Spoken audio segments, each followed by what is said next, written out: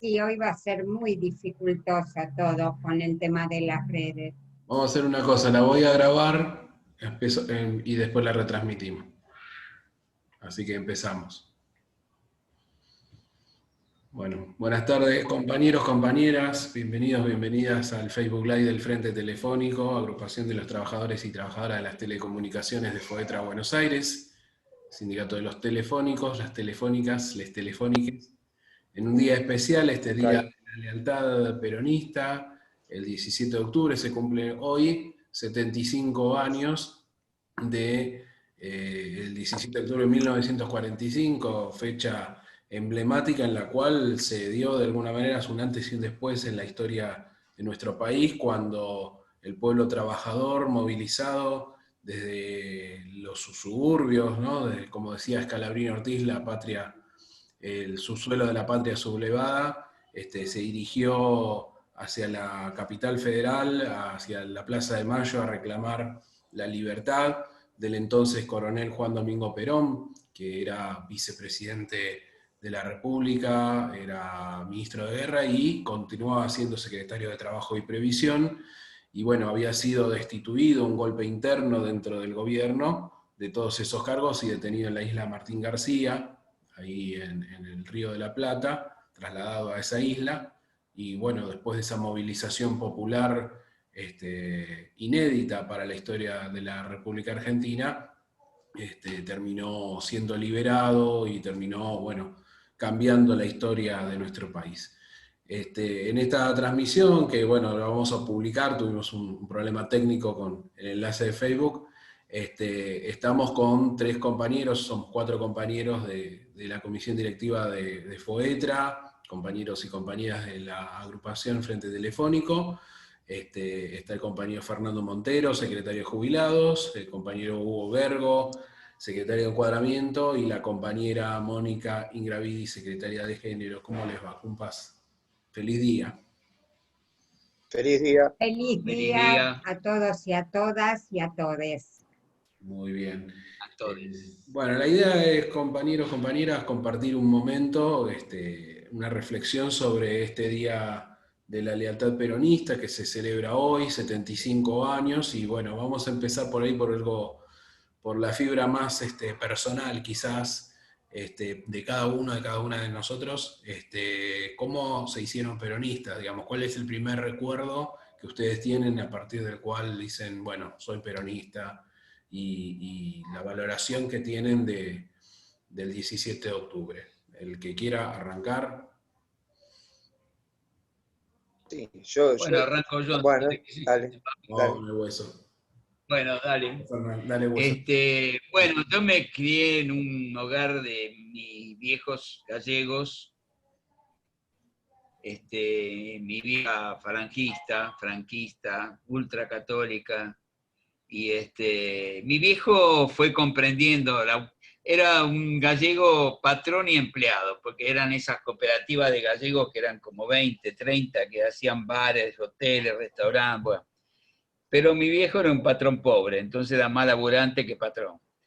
Y bueno, y como gastronómico, siempre me contaba cuando fue el bombardeo del 55, lo que significó eso, que a él casi lo agarran la bomba porque salió a ver qué pasaba entre el primero y el segundo bombardeo y se refugió ahí en la catedral y dice que tiraban a matar, y bueno, lo que pasó, ¿no? Genocidio ahí, no se sabe todavía cuánta gente.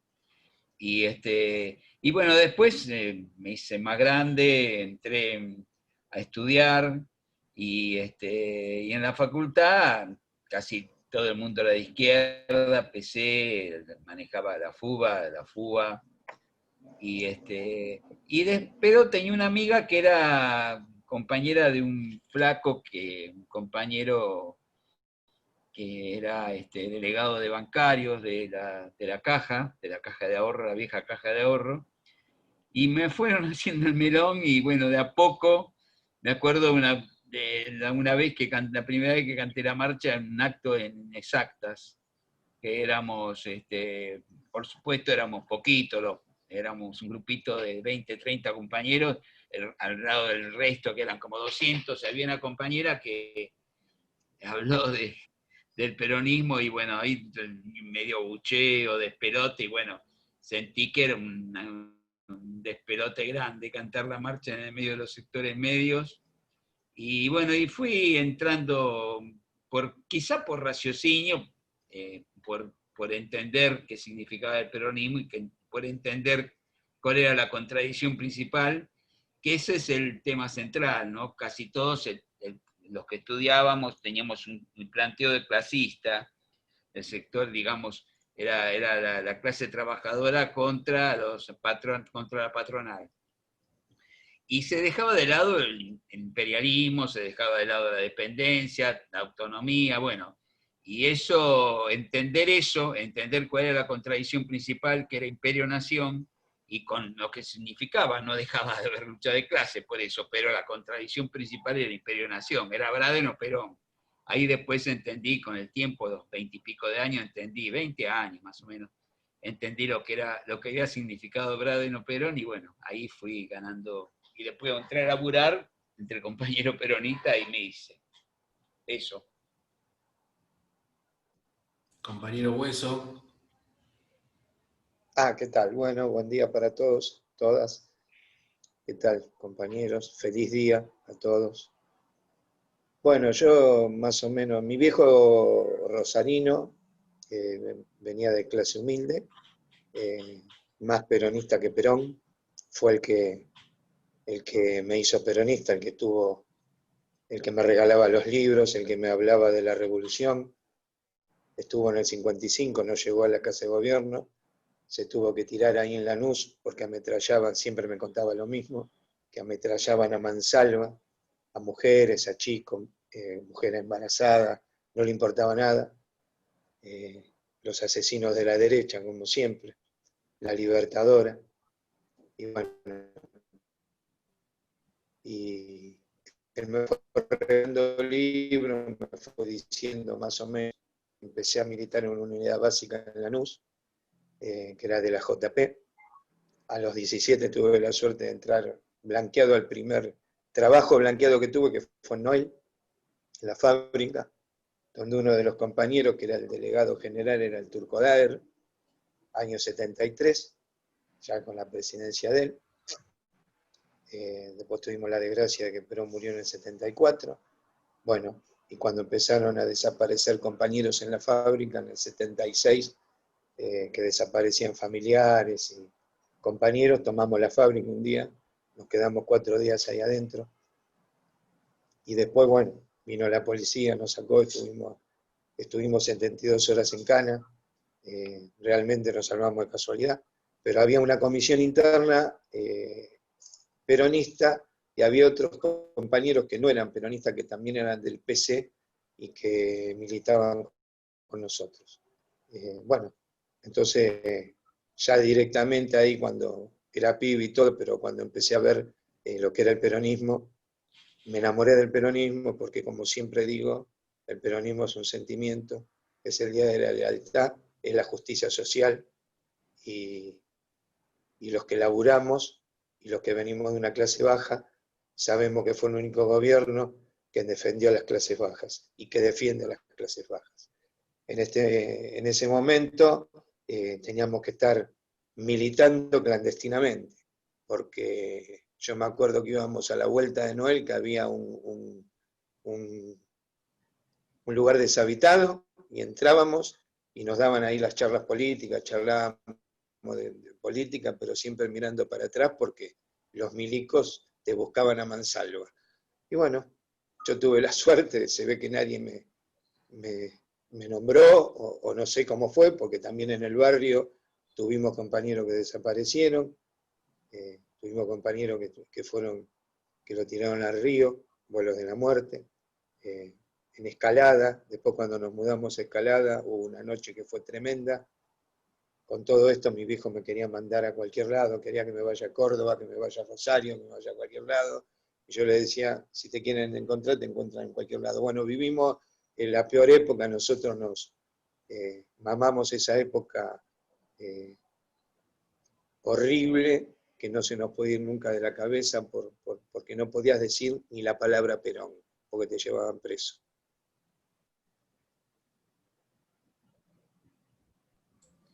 Gracias, Hueso. Bueno, Mónica Ingravidi. Bueno, yo también, como mis compañeros, nací en un hogar peronista, en un barrio muy humilde, también de la ciudad de Rosario, donde en las paredes, junto a los retratos familiares de casamiento, estaba el famoso almanaque de Perón en el Caballo Pinto. Si bien el almanaque ya era temporal, y que estaban los retratos de Evita, y con los relatos de mis tías, que eran 6 hermanas mujeres costureras, y que habían recibido 2 máquinas de coser, que habían mandado una carta a Evita, y que esas máquinas de coser le dieron la posibilidad de trabajar lo que hoy se llamaría una pyme. Todas mis tías cosían y esto les daba una salida económica. Y con un abuelo que me decía que el peronismo era como una pirámide que permitía que el que estaba abajo pudiera ir ascendiendo socialmente. El famoso mi hijo el doctor, ¿no? Que los trabajadores y las trabajadoras podían mandar a sus hijos a la escuela, que pudieran ir a la universidad. No sé, hoy en día todavía están en pie las escuelas y los hospitales que construyó el peronismo, no como los containers del gobierno de Macri, que los chicos se cocinaban dentro de esas cajas metálicas. Y ya de más grande nos vinimos a Buenos Aires. Ahí en el secundario empecé a militar en la Juventud Secundaria Peronista.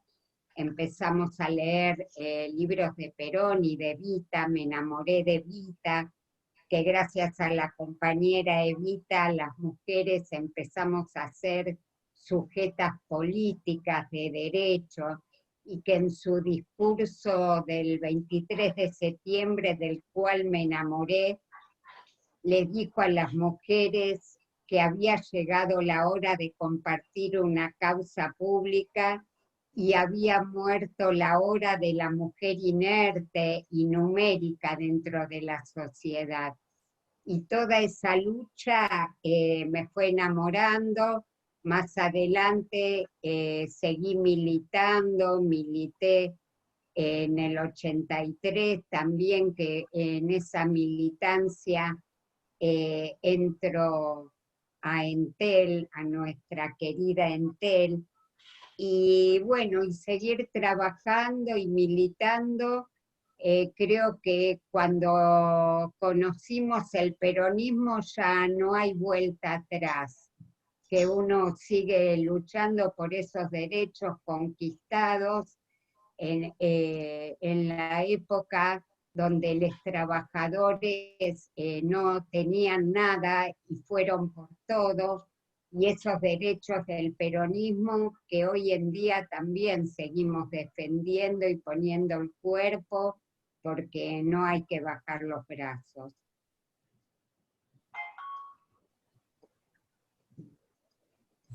Muy bien.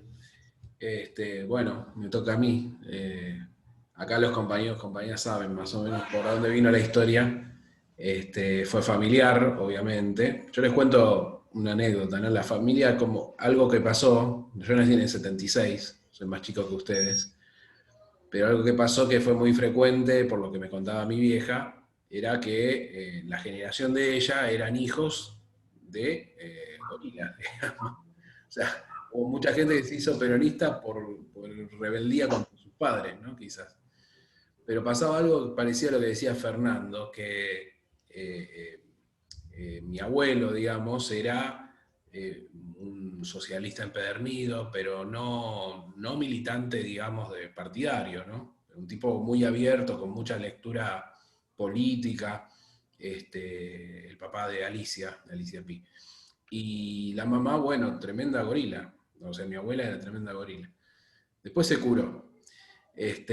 Pero pasaba esta cuestión de de que, bueno, fue como una suerte de rebeldía, ¿no? Mi vieja había nacido en el 47, y se acordaba esto que ustedes comentan, compañeros, del 16 de septiembre, bueno, en realidad de antes del 16 de septiembre, los bombardeos, y todo lo que fue después el día de la caída, lo que eran las sirenas, bueno, las ambulancias, todo el desastre, ¿no? Y los comentarios que iban cruzados, ¿no? Que iban cruzados. Y bueno, fue como que en realidad es una historia más de ella que mía, ¿no? Como a partir de esa fibra de chico y de demás se empieza a crear la cuestión de, no, para acá hay algo raro, ¿no? Y se generó en toda esa juventud de los años 60, 70, una nueva generación, ¿no? De compañeros, compañeras que abrazaron al peronismo como una suerte de, bueno, era como su rebeldía hasta genética, ¿no? Era imposible que no ser peronista, digamos, ¿no? Por supuesto que esto no anula a otras tendencias y uno valora más las tendencias después, ¿no? Pero bueno, y ya cuando uno nace con otro clima, digamos, me toca nacer en plena, un poquito antes de que arranque el golpe del 76, y obviamente de chico nada, mi vieja se había ido de la empresa en el 75, pues le dijeron, estás embarazada, andate, y demás, y después, bueno, siempre se habló mucho de política en casa, y bueno, nos fuimos haciendo peronistas, en una etapa difícil para ser peronista, porque, digamos, en los 80 el alfonsinismo había recuperado, digamos, había ganado las elecciones, tenía un respaldo popular, de hecho, en esas divisiones internas que siempre afloran en el peronismo, bueno, el cajón de Herminio hizo que muchos peronistas voten a Alfonsín, o sea, mi vieja fue una de esas que hicieron eso, y después vino Menem y ni hablar, ¿no? Ahí no te daban ganas de nada.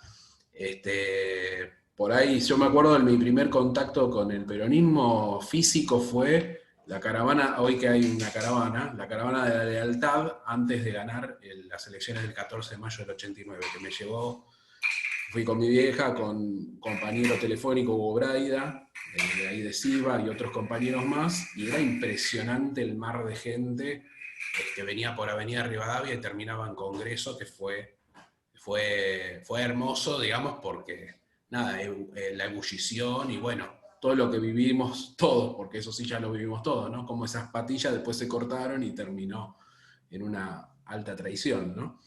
Y uno se vuelve a enamorar del peronismo con Néstor y con Cristina, ¿no? Claramente.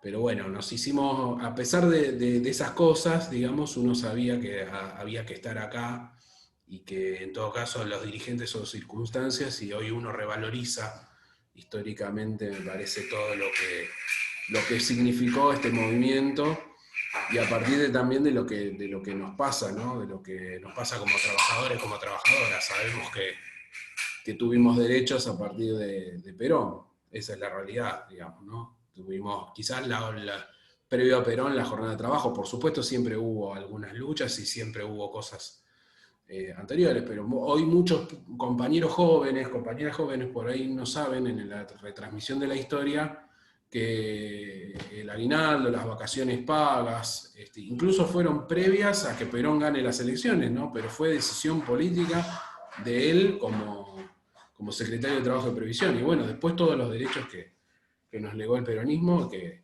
desde el voto femenino, bueno, un montón, ¿no? Un montón de derechos, lo que vos decías, Mónica, los hospitales, las escuelas, el sistema de salud, bueno, nada, las convenciones colectivas, un montón de cuestiones. Así que nada, ese es la historia personal, que a mí me interesaba reflejar también esto, ¿no? Como una generación que era hija de gente que no era peronista.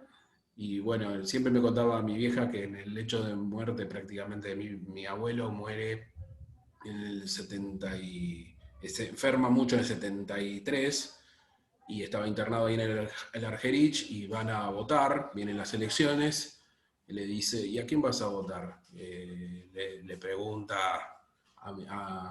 le pregunta a mi vieja, vos si votarías, porque no podía ir a votar, ¿a quién votarías?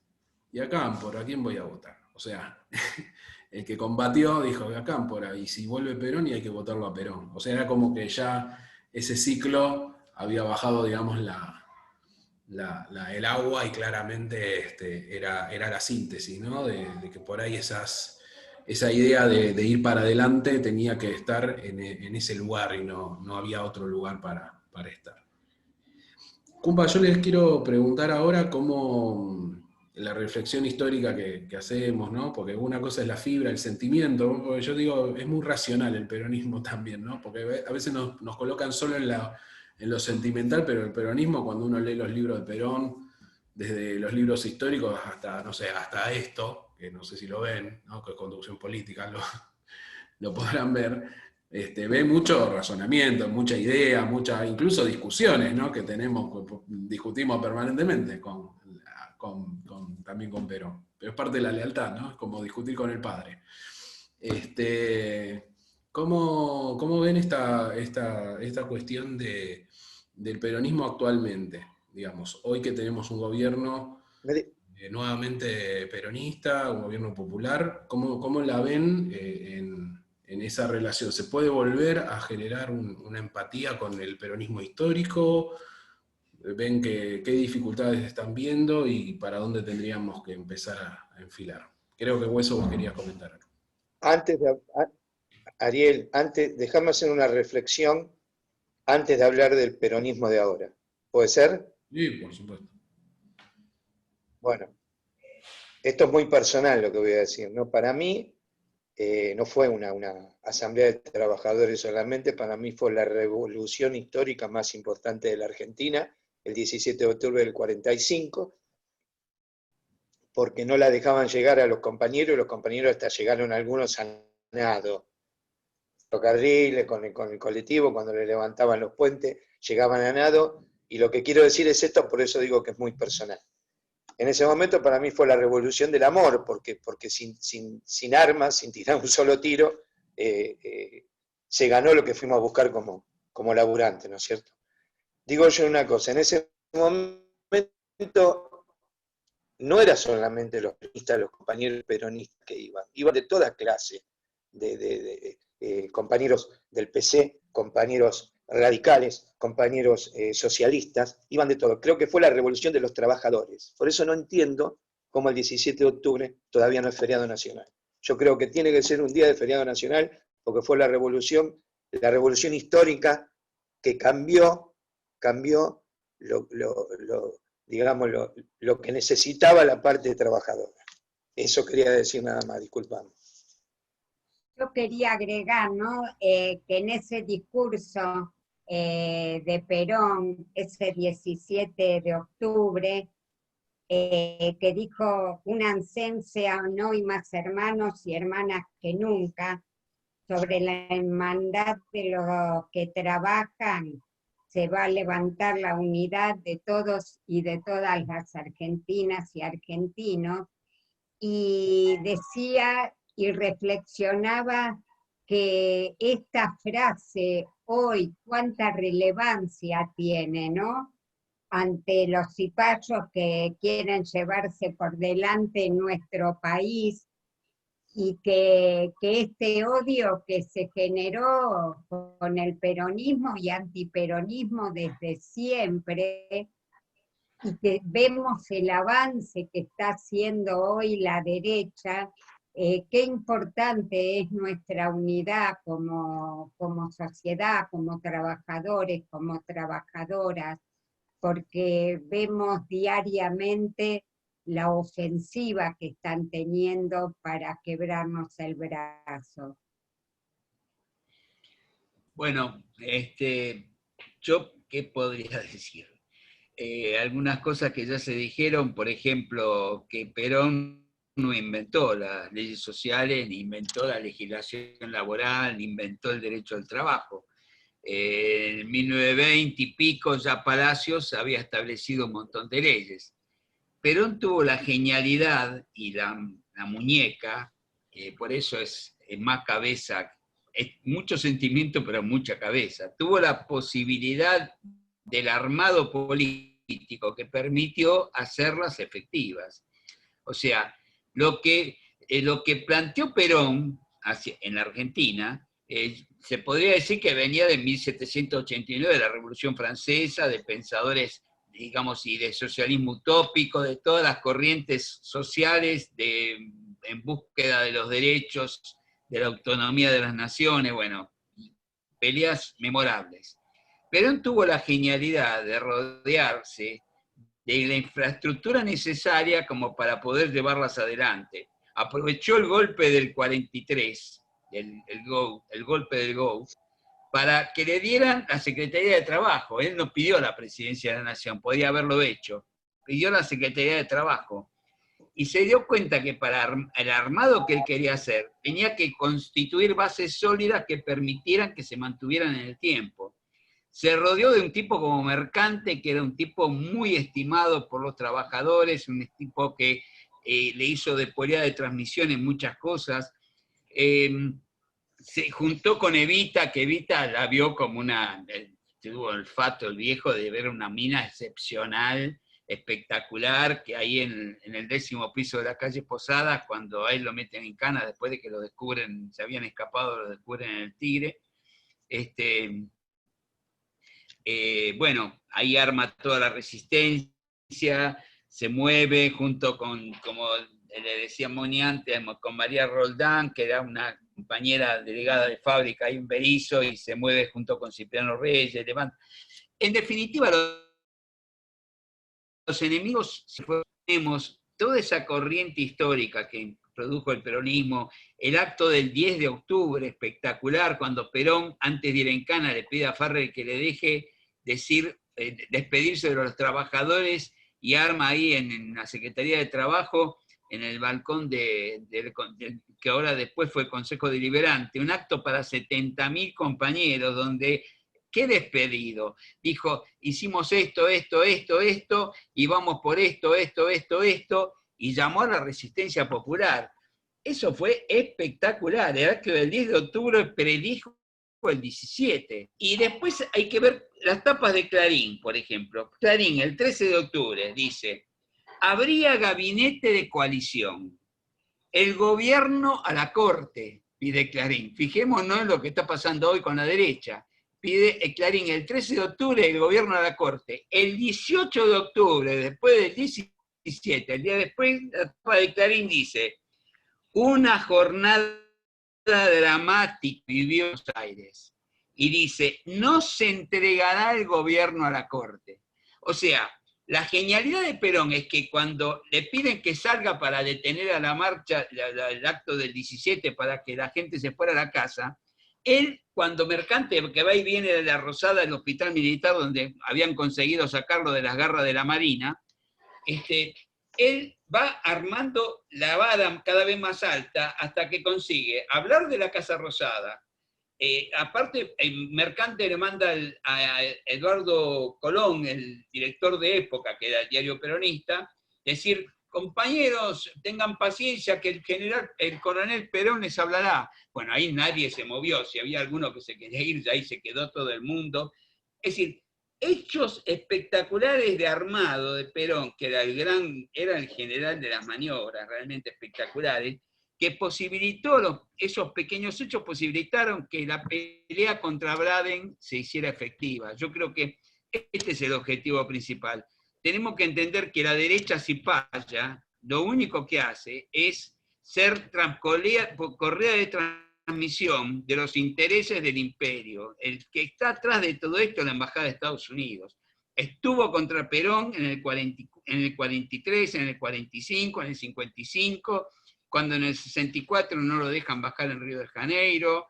Es permanentemente la embajada es la que tiene el eje de la disputa y la conducción de la derecha, y hoy los cipayos que están haciéndole frente a Alberto y Cristina son los mismos cipayos, pero con otro embajador y otro pelele, y en este momento el payaso de Trump a cargo del gobierno.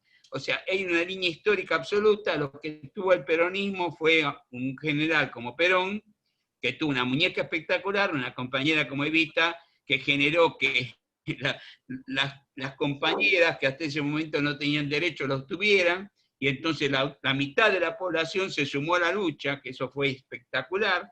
Y bueno, esas maniobras, esas jugadas tácticas en pos de una estrategia de liberación, es lo que permite que el peronismo hoy esté más vivo que nunca. Yo quería agregar a lo que dijo Fernando, que más allá del voto que nos dio nuestros derechos cívicos, en las elecciones de 1951 ocuparon las mujeres 24 bancas como diputadas y 6 bancas como senadoras, y no había cupo ni nada, ¿no? Lo que fue la lucha de Evita para empoderar a las mujeres, y también la participación que tuvo la compañera Evita en el 17 de octubre, que fue fundamental para esta gesta. Los telefónicos y las telefónicas tenemos una historia con el peronismo que es muy interesante, ¿no? También, porque digo, todos recordamos, o por lo menos leímos, porque creo ninguno trabajó ni conoció claramente a Gay, que era secretario general de la CGT. Yo ahí en el momento, digamos, en el momento cumbre, ¿no? de esto. También sabemos, digamos, de una historia de resistencias y de idas y vueltas con el peronismo, digamos, durante todos los años. Y indudablemente un hecho que a nosotros nos marca como trabajadores telefónicos, particularmente, es la nacionalización, la estatización de la empresa, la ITT, digamos, ¿no? Que primero fue Teléfonos del Estado, en realidad antes tenía otro nombre, pero después pasó de Teléfonos del Estado y después ya con la caída de Perón pasa a ser Entel, ¿no? Pero bueno, era la recuperación patrimonial o mejor dicho, la apropiación patrimonial de lo que es la empresa nacional. ¿Cómo ven ahora el vínculo, digamos, o sea, nosotros muchas veces lo charlamos, sobre todo uno de los más empedernidos en insistir permanentemente con el tema de la empresa nacional es el compañero Hueso, y estamos todos de acuerdo, ¿no? Claramente, pero él lo manifiesta, ¿no? Lo manifiesta como una necesidad. ¿Ven que nosotros, digamos, como telefónicos, como telefónicas, tenemos que volver a impulsar eso, volver a ponerlo en la agenda? Y eso es la primera parte de la pregunta, y la segunda parte es la misma que les había dicho antes. ¿Cómo están viendo el actual momento para el gobierno de Alberto y de Cristina? Y les agrego una chapita. ¿Creen que Néstor fue el Perón que nosotros no pudimos vivir presencialmente? Sí, ¿Querés arrancar, Hueso? me parece que no queda duda que como gremio telefónico, yo donde estoy hablo de este tema porque como gremio telefónico tenemos que impulsarlo esto. Eso no quiere decir que mañana tengamos un ente estatal, yo ya lo sé, más en esta época que estamos viviendo, más con los grupos concentrados, con la pandemia. Bueno, lo para el gobierno de que el gobierno quiere hacer muchas cosas que no puede. A mí me parece que es fundamental, no solamente en Tele, no solamente la empresa de telecomunicaciones, yo creo que todas las empresas, porque, como digo siempre, el modelo privatizador ya está agotado. Está agotado, es un modelo privatizador que lo único que hizo es robarle plata a la gente. Cuando estaba el gobierno de Cristina, Edesur y Edenor se cansaron de hacerle la zancadilla. No sé cuántos compañeros se quedaban sin luz durante la semana, fueron desastrosos, de eso no nos tenemos que olvidar, lo hicieron a propósito, eso fue a propósito. Después vino Macri, aumentó más del 1000% la luz y había muy pocos cortes de energía. O sea que ese es un modelo que me parece que está agotado, está agotado. Lo que no puedo enojarme con el gobierno, porque el gobierno tiene muy poco tiempo, estamos viviendo una pandemia, nos dejó la pandemia macrista, lo que nos dejó económicamente, una deuda de 100 años, dejó compañeros, muchísimas pymes, fundieron muchísimas pymes, no me acuerdo el número ahora, pero muchísimas pymes, quedaron no sé cuánta gente sin trabajo, había chiquitos que no tenían ni para comer, es más, ahora todavía sigue eso, pero porque no le podemos dar solución por esto de la pandemia. Así que yo para contestarte la pregunta que hiciste, a mí me parece que yo le pongo todas las fichas al gobierno, es más, tenemos que ser inteligentes, bancar al gobierno a muerte, porque todo lo que nos hace la derecha, todo lo que nos hace Mañeto todos los días, cuando mandan a las movilizaciones, cuando está Patricia Burri, cuando viene Macri a hablar, eso es todo pensamiento de Mañeto, de los grupos concentrados, que lo que quieren hacer es romper el peronismo, quieren romper el frente de todos, porque saben que si no rompen el frente de todos, somos imbatibles, no nos va a ganar nadie. Entonces quieren hacer eso, y nosotros tenemos que ponerle cabeza, aunque uno a veces tiene sangre en la vena y quiere que las cosas se hagan ya, porque yo también digo, a veces viste, me paso, pero bueno, pero porque uno conoce al peronismo, estamos hablando del 17 de octubre, sabemos históricamente lo que hizo Perón, era otra Argentina, por eso tenemos que tener un poquito de paciencia, pero tenemos que bancar al gobierno, no tengo ninguna duda en lo que sea, porque si no le damos de comer a la derecha asquerosa y la derecha asesina. Moni. Bueno, digo, no todos y todas conocieron la Entel estatal, monopólica y eficiente, como la conocimos algunos de los compañeros que estamos acá, ¿no? Y bueno, con el modelo de privatización que le hicieron creer a la gente que íbamos a ser el primer mundo, donde se eternizó a Doña Rosa, que nunca pensó que iba a ser tan famosa, ¿no? Con eso que iba a poder hablar a todos lados, y la verdad que lo que vinieron a hacer estas empresas privadas fue a dar el mejor servicio en las grandes capitales y el mejor servicio en segmentación a aquellos y aquellas de los que más tienen. Hoy, como dijo el Hueso, si bien es una ilusión de todas y de todos, sabemos que es un largo proceso, y en el momento histórico que estamos pasando, quiero resaltar que aún así el decreto que sacó nuestro presidente Alberto Fernández, que las telecomunicaciones como un servicio público, que es fundamental y que es un comienzo. Sí, yo creo que el tema de la empresa es un tema que es viejísimo, desde que la telefonía en el 20 y pico se desarrolló, paulatinamente, el gremio siempre peleó por sus derechos, y paulatinamente, además del tema clasista, empezó a ver como gremio la necesidad de una comunicación popular, de una comunicación nacional, de la necesidad del desarrollo de la empresa autónoma, y lo que siempre planteamos como Entel estatal monopólica eficiente fue un deseo. La Entel nunca fue estatal, ni monopólica, ni eficiente, porque desgraciadamente los que la manejaban en función de los intereses de los proveedores. Lo que nosotros siempre quisimos desarrollar dentro de la empresa era la autonomía.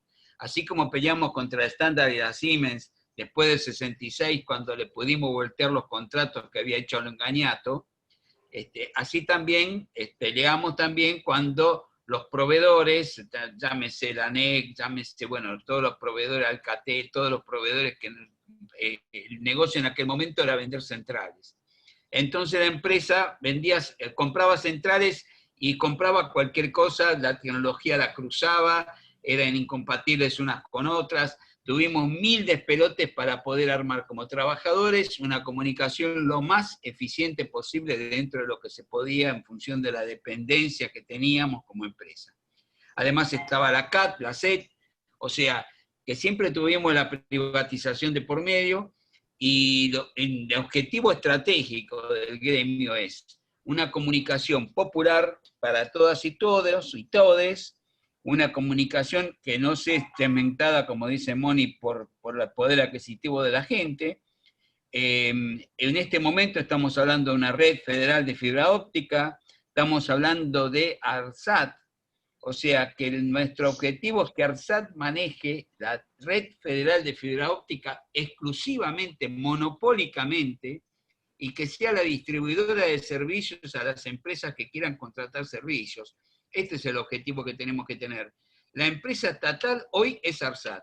ARSAT tiene que desarrollarse, está en 33, 34 mil kilómetros de fibra de las 54 mil que tiene proyectados. Hay que ponerle guita a ARSAT para completar los 54 mil kilómetros, comprar los equipos para iluminar la fibra, y una vez que tengamos los 54 mil kilómetros de fibra desarrollados en todo el país, que abarque a toda la población, ahí que seamos la única proveedora de servicios a las empresas que quieran comprar. Y no como lo que quieren hacer estos tipos, que cada empresa tenga su red, vamos hacia la anarquía absoluta, hacia la ineficiencia absoluta, porque eso significa un aquelarre de redes y de confusión que va a ser nada más beneficio para qué, para aquellos que puedan comprar servicios carísimos, que en definitiva es hacia lo que van. Comunicar a un sector de la población y el resto que tenga comunicación chatarra, en definitiva les importa tres pelotas. Y esta es la pelea junto con el gobierno que tenemos que dar, y el gobierno creo que tiene que tomar las astas, el toro por las astas, y desarrollar políticas autónomas, independientes, con toda la dificultad que va a suponer, por supuesto, pero va a tener a Fuetra atrás y con todo el espectro del movimiento obrero que va a entender que la única realidad para poder tener internet autónoma, libre, eficiente para todos, es con ARSAT a la cabeza de la distribución de la fibra óptica. Bien, Fernando. Fernando, le voy a decir una cosa a Fernando. Esperá. Algo a Fernando, que es acá el dirigente con más experiencia, el dirigente más pensante de todos. Le voy a decir que se llame como se llame. Estoy totalmente de acuerdo. Que sea estatal. Totalmente de acuerdo. Pero eso no quita que el gremio lo tiene que poner en la agenda. Todavía no lo pusimos como gremio. Eso es lo que pido. Nada más. Muy bien, estamos de acuerdo. Cumbas, por último, porque ya estamos sobre la hora y vamos a entrar a 75octubres.ar y nos vamos a registrar ahí para participar de la movilización virtual. La pregunta que les dejé picando, Néstor, ¿fue para ustedes el Perón que vivieron quizás nuestros compañeros que nos antecedieron etariamente? A mí no me cabe ninguna duda. Tuvo la muñeca para el armado más espectacular de todo el bolonqui con el que se encontró, el que pudo desarrollar los 4 años y posibilitó los 8 años de Cristina. No es que Cristina sea manca, por supuesto, pero el que armó la base de los 4 años que posibilitó 12 años de búsqueda de la autonomía y la independencia y la justicia, evidentemente fue un cerebro. Yo no le tenía confianza, había estado con Menem, me parecía que era un tipo dudoso. Yo digo la verdad, aparte, yo voté por Pino Solana, no voté. Un compañero fue el que me quiso ver el error, Jorge Silva, me dijo, mira, yo creo que es una macana, creo que hay que votar por... Y después sí, tenía razón Jorge, había que haber votado por Kirchner, creo que fue un arquitecto de una construcción muy difícil. Yo creo que Néstor siguió con esta política de ampliación de derechos e igualdad de oportunidades en la sociedad. Y bueno, no puedo olvidar la imagen de Néstor bajando el cuadro de los genocidas y la gran política de derechos humanos que desarrolló, como también las políticas de Cristina, con la Guache, con la ley de identidad de género, con el matrimonio igualitario, que no fue más que dar más y más derecho a todas, a todos y a todes. ¿Hueso? Sí, coincido con los compañeros totalmente. Néstor hizo una presidencia extraordinaria. Coincido totalmente con los compañeros. Es más, yo tengo una anécdota, estuve 3 veces, tuve la suerte de estar con Cristina, y una de las veces me acuerdo que le dije, mirá Cristina, yo antes envidiaba a mi viejo porque vivió la época de Perón y Evita, no lo envidio más porque ahora está Néstor y Cristina. Y me dio un abrazo y me dijo gracias, y la verdad que era así. era así, era de más está decir que no era peronista, mi vieja, que el padre odiaba a Perón, y mi vieja cuando lo conoció a Néstor y Cristina se enamoró de los dos. Y bueno, entonces sí, coincido plenamente. Fue una lástima que solamente haya estado tan poco tiempo. Bueno. Yo quiero agregar, hoy es el Día de la Lealtad, y quería citar una frase de Perón que dijo que había dos clases de lealtades: las que nacen del corazón, que es la que más vale, y la de los y las que son leales cuando no les conviene ser desleales. Yo creo que nosotros somos de la primera clase, donde nace nuestra lealtad del corazón, y si bien hoy no podemos estar con las patas en la fuente, vamos a estar presentes en la marcha virtual. Muy bien. Bueno, compas, les agradezco. Antes de terminar, Ariel, ¿puedo dejar un saludo para un compañero que peronista desde la primera hora y que también fue perseguido? Bueno, al compañero, dejarle mi saludo al compañero Falcón. Un abrazo grande. Muy bien. Bueno, compas, les agradezco, nos agradecemos entre todos, nos felicitamos entre todos, la verdad es un día muy, muy especial para todos y todas nosotros, y para los argentinos y las argentinas, ¿no? Yo, digamos, uno trae nombres, la verdad que nos quedaríamos hablando un montón de tiempo, y desde los nombres de los compañeros y compañeras más cercanos, vos nombraste recién a Agustín y a tantos compañeros y compañeras, los que ya no están, ¿no? También que nos dejaron una huella, el Negro Paz. El otro día veíamos un video internamente, ¿no? Y veíamos al Negro Paz, a Vicente Infantino, a Jorgito A la Morré, compañera Alicia Pi. también, a tantos compañeros y compañeras que bueno, que nos marcaron, ¿no? Que nos marcaron, y bueno, ni hablar para atrás, ¿no? Para atrás también. Turco Salomón. Turco Salomón, claro, por supuesto. Tantos compañeros y compañeras que hoy estarían seguro arreglándose con la tecnología, entrando, viendo la forma de participar seguro, porque eran luchadores empedernidos, que son los que compartieron, y uno agradece, digamos, haber compartido todos estos años de militancia. Y en retrospectiva histórica, a mí me parece que está bueno esto que los trabajadores estamos haciendo, que es lo que nos decía Rodolfo Walsh, ¿no? Estar recuperando la historia y no empezando todo el tiempo, sino haciendo ver esto, ¿no? Que es una continuidad histórica, y que, bueno, en la continuidad histórica seguiremos luchando como nos enseñaron todos estos compañeros, y como nos legó Perón y Evita, ¿no? Néstor y Cristina, y ahora con mucha fuerza para Alberto y para Cristina en esta etapa tan difícil de la patria. Gracias, compas, gracias por todo esto. Vamos a publicarlo apenas terminemos, lo subimos a Facebook si la tecnología lo permite, y si no, en algún momento lo vamos a compartir seguro. Gracias, Fernando. Feliz día.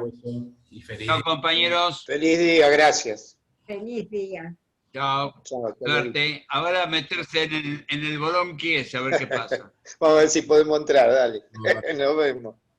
Chao, chao. Chao, chao.